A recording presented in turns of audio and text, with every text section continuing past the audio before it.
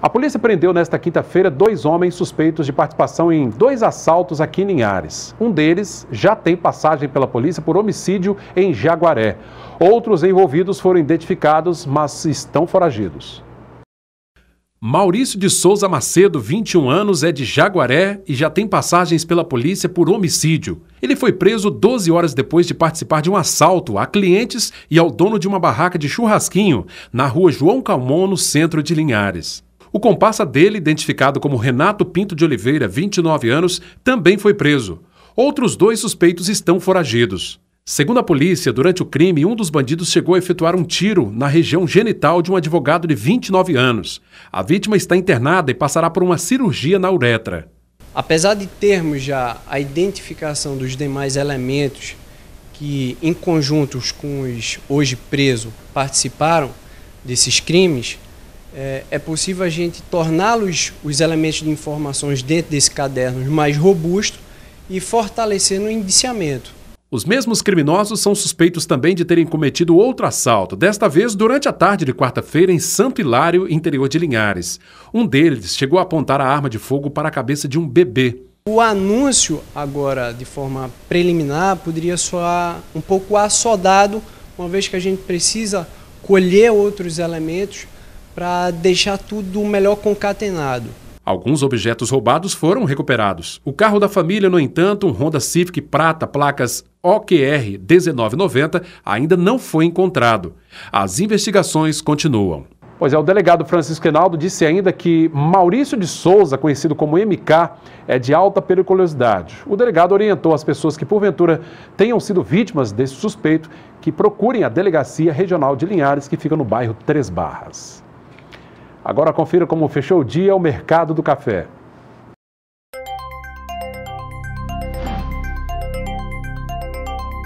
Arábica tipo 6, R$ 479 a saca.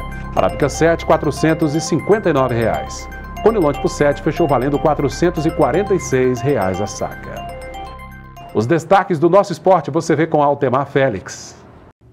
Muito bem, o Linhares Futebol Clube ontem, Cláudio Henrique, perdeu, conforme já informamos, para a equipe do São Mateus 2-0. A situação só não é pior do Linhares agora, já numa luta para escapar do rebaixamento, porque outros adversários mais próximos na tabela se deram mal. O Real Noroeste, por exemplo, não perdeu em casa, onde ele dificilmente perde. Pois é, então mais uma vez o Linhares tem uma decisão contra o Rio Branco aqui no próximo sábado, 15 horas, no campo do América. Nesse jogo, nessa derrota contra o São Mateus, parece que todos os problemas estruturais do Linhares, seja financeiro, seja disciplinar, tudo explodiram até essa derrota. Antes, quem estava no comando técnico do Linhares era esse aqui, ó, Alain, que agora continua como preparador físico. O negócio explodiu, né, Alain? Sim, a gente fez uma campanha bem abaixo, né, devido a vários problemas, né, financeiros. Não sabia se o Linhares participaria ou não do campeonato. Jogador que ia treinar ou não ia treinar. Sim, né? E aí culminou numa campanha bem abaixo do esperado. Né, mas agora ainda restam 4 jogos. A realidade é lutar contra o rebaixamento. Né, para a gente, 12 pontos em disputa, vamos atrás do que a gente pode, o máximo que a gente pode conseguir. Força toda aí então pro Ronella, que já é seu parceiro, você já se conhece. Sim, né? sim, como eu tenho uma dívida com o Linhares e, né, por ter me estabelecido aqui na cidade por conta do Linhares, eu falei com o Adalto que ia estar, né, disponível até o final. E a gente luta, não vai faltar nesses 4 jogos, não. Tá legal, obrigado, Alain. Sucesso agora como preparador físico. Sim, preparador e auxiliar, estou lá para contribuir. Olha, então, gente, agora é tudo ou nada, hein? Linhares e Rio Branco, neste sábado, 15 horas, Mulheres Não Pagam. A Rádio Cultura AM920 vai transmitir o jogo ao vivo. Vamos todos para lá. Obrigado, Altemar, pela sua participação e até a próxima edição do Sim Notícias. A seguir, você confere uma entrevista com o secretário municipal de administração de Soretama, Reufran Pereira dos Santos. Ele fala sobre uma audiência pública que será nesta sexta-feira em Soretama para a apresentação de um relatório sobre a situação financeira e administrativa do município. É daqui a pouquinho. Minha gente, a Prefeitura de Soretama realiza nesta sexta-feira uma audiência pública para apresentar o relatório da situação financeira e administrativa em que o município se encontra, né? Foi encontrado pela gestão do atual prefeito Alessandro Broedel. Para conversar conosco sobre esse relatório, sobre essa situação, está aqui ao meu lado mais uma vez o secretário municipal de administração, Reufran Pereira dos Santos. Tudo bem, secretário? Tudo bem, meu amigo. Reufran, é possível adiantar assim, em linhas gerais esse relatório que começou a ser feito no processo de transição, né? Sim. Esse relatório é parte do planejamento, como nós já havíamos falado antes, né, na entrevista anterior, que partiu de um planejamento que começou desde a campanha. Então, isso nada está sendo feito de qualquer jeito, é uma forma de dar transparência ao processo. Falar nessa audiência pública é apenas uma parte do processo de transparência do nosso município. Entre eles já foi feito ouvidoria pública, nós já instalamos, já estamos alimentando o portal da transparência com informações muito importantes que antes não se tinha acesso. Estava desatualizado. Estava muito desatualizado. Tanto é que no ranking da transparência, a Soretama tinha 0. Estava lá nos últimos lugares, né, do Espírito Santo. E agora, se formos avaliados, a gente já subiu um pouquinho. Entendi. Porque nós já temos as informações para passar para a população. Vocês instalaram, inclusive, uma controladoria lá, né? Sim, nós temos a controladoria que acompanha todos os nossos processos. A procuradoria nossa também tem uma equipe muito competente que permite que a gente faça as coisas dentro da lei e com a celeridade que se precisa. Que nem sempre no poder público você tem a celeridade que se precisa como se tem na iniciativa privada. Não é tão imediato assim. Não, agora, não é tão secretário, imediato. Nesse levantamento que vocês fizeram, que gerou inclusive um documento, que é esse relatório, Sim. O que a gente pode citar assim, em linhas gerais para a população entender mesmo? Sim, é bem simples de entender. Nós dividimos o relatório em duas partes importantes. A primeira parte trata exclusivamente de patrimônio, de como nós recebemos o patrimônio do município. Então fala das escolas, fala da própria sede da prefeitura, fala de equipamentos, inclusive de leilão ilegal que foi feito. As escolas, por exemplo, que tipo de problema foi encontrado lá? Olha, a gente pode citar aqui, pelo menos para dar uma adiantada. Pode. Nós encontramos as escolas, apesar de algumas escolas já terem até sido reformadas, pelo menos no papel que a gente viu aquilo ali. Em 2016, a maioria delas não tinha condição mínima de receber os alunos.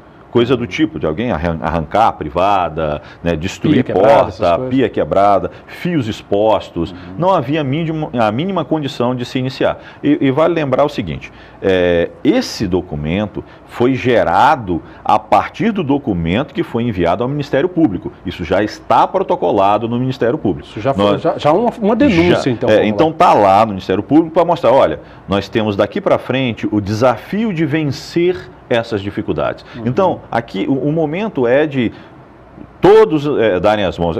O prefeito, vereadores, iniciativa privada, o munícipe, de darem as mãos para construir um município diferente. Além da estrutura, secretário, que o senhor disse que foi encontrado com alguns problemas, a questão financeira e a questão de dívidas. Sim, a segunda parte diz respeito à questão financeiro-administrativa do município.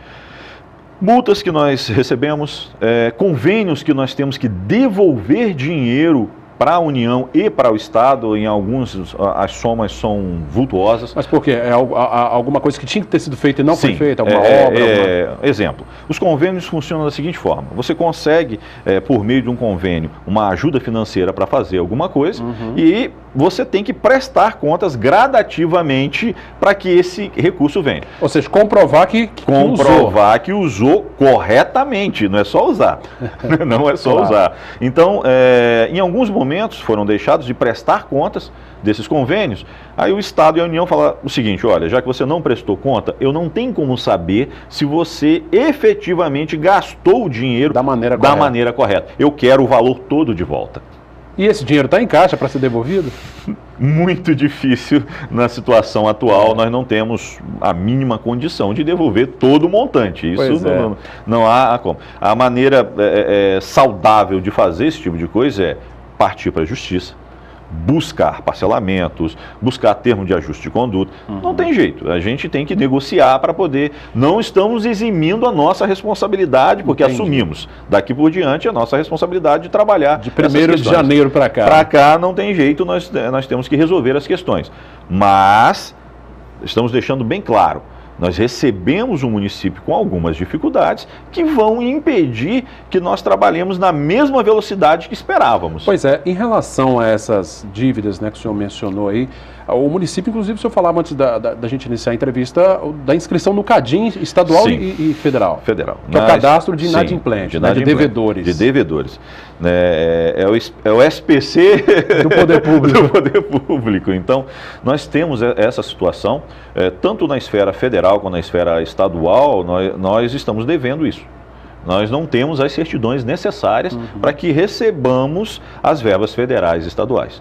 E isso é um problema, você conta somente com o recurso próprio da prefeitura. Em suma, está com o nome sujo, né? É mais ou menos assim, vamos falar no popular. Mas estamos buscando, inclusive, a saída a Brasília, né, as articulações na retaguarda para que se pague, para que se parcele, para que se busque outras formas, como o termo de ajuste de conduta, para resolver a situação. Pois é. E os credores, né, as empresas que prestaram serviços à Prefeitura de Soretama na gestão passada e que tem dinheiro a receber, o que a Prefeitura, a atual gestão, pretende fazer? Sim, vamos lá. Todo o processo que envolve um pagamento na Prefeitura, hoje está sendo submetido à análise da Procuradoria e da Controladoria. Né? Fora as análises secundárias que estão ligadas à Superintendência de Governo e às técnico-administrativas que passam também pela Secretaria de Administração e demais secretarias. Simplesmente não se paga alguma coisa sem você saber se realmente foi prestado o serviço, se as medições foram feitas corretamente, né? Se o serviço prestado condiz com o que foi contratado. Então, é feita toda uma análise para isso. Então, aqueles fornecedores que apresentaram as documentações em dia, todas as suas certidões em dia, apresentaram os indícios das medições e a análise foi aprovada pela Procuradoria, pela Controladoria, né, passou pela análise técnica administrativa, esses estão recebendo. Então, é um processo que, por mais chato que seja, mas é um processo que tem lisura, né, que tem respaldo legal e a gente precisa entender o que aconteceu. Tem que ter fundamento, né? Para ter fundamento. Agora, secretário, em relação ao momento atual, como é que está a situação de Soretama, os serviços básicos, o que a Prefeitura tem feito para mantê-los? Vamos lá. Nós começamos, no primeiro momento, quando nós chegamos, como não houve aquele processo de transição macro, que é aquele processo que envolve, depois das eleições, imediatamente a equipe assumir, né, junto com a equipe anterior. E trocando informações. E trocando informações. Então, por uma série de motivos, não houve essa transição. Ponto. Iniciamos no dia 2. No dia 2, tomamos pé das situações básicas. Saúde, educação, segurança, água, que é uma questão muito importante, o saneamento é fundamental. Tomamos pé, e nesse dia foi muito difícil, porque você não tinha informações suficientes, mas não tinha também como atuar. O recolhimento de lixo, infelizmente, não tinha. Alguns contratos foram rompidos no dia 31. Sim. Né, como é natural, né, de uma mudança de uma gestão para outra, o contrato ser vigente. Sim, outros se estenderam até depois. Mas esses contratos básicos criaram um delay, ou seja, criaram um distanciamento entre o que você precisa prestar de serviço e aquilo que a população espera. Verdade. Então, nós tivemos dificuldade com recolhimento de lixo, nós tivemos dificuldade com iluminação pública, nós tivemos dificuldade com merenda escolar, que foi rompido o contrato, tem que licitar, e o rito licitatório leva em torno de 45 dias, se tudo correr bem. Né? 65 dias é o mínimo. O processo normal do poder público.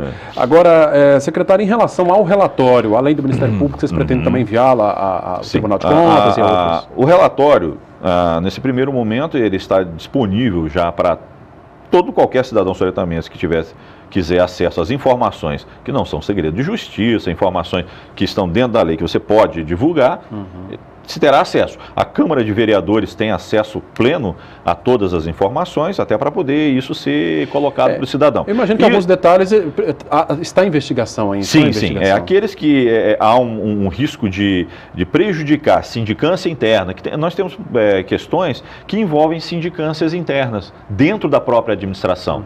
Então nós temos que saber, um exemplo bem clássico desse tipo de situação. quando nós assumimos, notamos a falta de computadores, notamos a falta de equipamentos. E você pega o processo e olha, tem lá um boletim de ocorrência dizendo que aquilo foi furtado. Você não pode baixar isso do patrimônio. Não, foi furtado, eu posso baixar. Você tem que abrir uma sindicância, identificar se houve negligência do servidor público ou do próprio serviço público, encaminhar isso para uma procuradoria, fazer uma análise dentro da legislação, a controladoria tem que opinar a respeito, aí depois nós vamos proceder à baixa de acordo com as normas do Tribunal de Contas. Ou seja, é um processo que demora Não, é um processo que demora e não é feito a esmo. Você simplesmente, subiu um computador, eu faço uma ocorrência e legalizei o processo. Não, não é assim. Não é tão simples. Não é tão simples assim. Perfeito. A audiência acontece em que local e horário amanhã? Sim. E é aberta a todo o público? Aberta a todo o público. Começa amanhã a partir das 9h30 na Câmara Municipal, que é o local em que essas audiências devem acontecer efetivamente. É a Casa do Povo, onde as leis do município são formuladas. Então, ali é a Casa do Povo. Pois é. Então, audiência pública na Câmara Municipal de Soretama, nesta sexta-feira, né, a partir das 9h30 da manhã. A partir das 9h30 da manhã. Perfeito. Eu agradeço aqui a presença do secretário municipal de administração, falando dos desafios, né, encontrados lá em Soretama. E esse ano vai ser um ano ainda de arrumar a casa, né? Sim. Esse primeiro ano é arrumar a estrutura interna que nós temos. Aí, a partir daí, nós já podemos caminhar. Uma coisa é certa, não estamos nos eximindo da responsabilidade. Nós vamos vencer todos esses desafios. O tempo, talvez em 6 meses, seria o tempo que a gente poderia mudar muita coisa. Mas se a gente não puder mudar 100%, 70% nós vamos mudar, 50% nós vamos mudar. Nós estamos ali para trabalhar e vencer esses desafios. Tá certo. Obrigado, secretário. Obrigado mais uma vez. Pereira dos Santos, secretário de Administração de Soretama. Toda a população convocada, né, convidada a participar dessa audiência pública nesta sexta-feira, na sede da Câmara Municipal de Vereadores, a partir das 9h30 da manhã. E assim nós vamos encerrando esta edição do Sinotícias, agradecendo a você da Grande Vitória que nos assiste através do canal 20 da RCA e a você de toda Linhares e região. Continue interagindo conosco no canal no facebook.com/TVC Linhares. Reveja todo o nosso conteúdo também no nosso canal direto no YouTube e fale com a gente neste telefone aí, 3373-2000. Obrigado pela audiência, até o próximo encontro. Sinotícias, Linhares se vê aqui.